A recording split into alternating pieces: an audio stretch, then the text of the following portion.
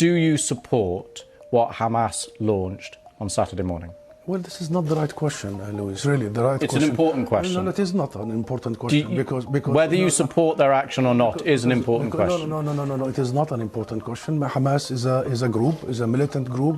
You're talking with the Palestinian representative. Our position is very well known and clear. And what is that? Do you support Hamas's actions? And then you cannot equate. This is not about support or not support. I am here to represent my people, the Palestinian people, what they are going through. I'm not here to condemn anybody. And if anybody that needs to be condemned, it's what you call the only democracy in the Middle East, that is Israel, between parentheses, that is doing what you have just reported, targeting civilians. And this has not just happened the last 48 hours. Hamas was just targeting Palestinians, but you won't condemn that. I'll tell you one thing.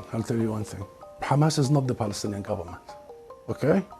The Israeli government is giving orders for its organized army. So please don't draw any symmetry here. Don't equate. There is no way you can draw any symmetry. And don't equate between the occupied and the occupier. This doesn't serve justice to understand for your audience and viewers the real situation. Since Israel's establishment, it has had one military doctrine. When it fights, it goes and fights civilians, kill civilians, so they pressure the fighters.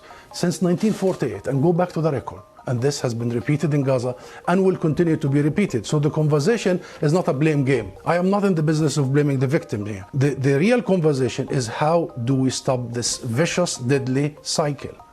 You just condemned Israel for killing civilians, and you won't condemn Hamas for killing civilians. How many times you have interviewed Israeli officials, Louise? Hundreds of times. Hundreds of times. How many times Israel have committed war crimes right live on your own cameras? Do you start by asking them to condemn themselves? Have you? You don't. You don't. No, I'll answer that question. You don't. You know why I refuse to answer this question? Because I refuse the premise of it. Because at the very heart of it is misrepresentation of the whole thing. Because it's the Palestinians that are always expected to condemn themselves. I mean, come on, this is a political conflict. We have been denied our rights for a long time. So this is the wrong starting point.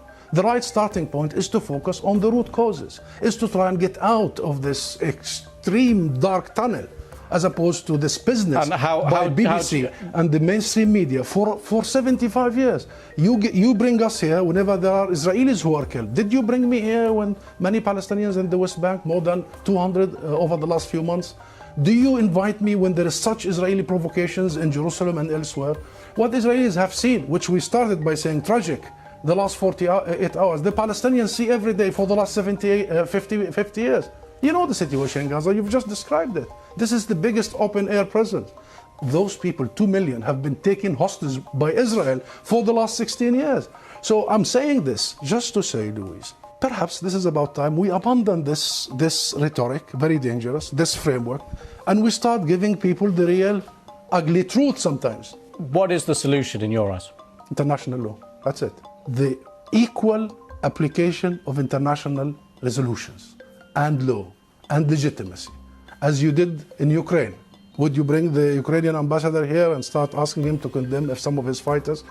We need to fully and equally apply the rules that were created by the League of Nations after the horrors of the Second World War. We need to make sure that Israel is not the exception. It has been for the last 75 years. We need to make sure that nobody is above the law. Britain is renowned, Louise, for the rule of law. I think that's the solution. Israel is an occupying force. It is responsible to provide protection for the people under its occupation. And should they commit crimes and crimes against humanity in the coming hours and weeks, it must be held accountable by the international community and the international judicial system. Hussam Zomlot, thank you very much for coming on the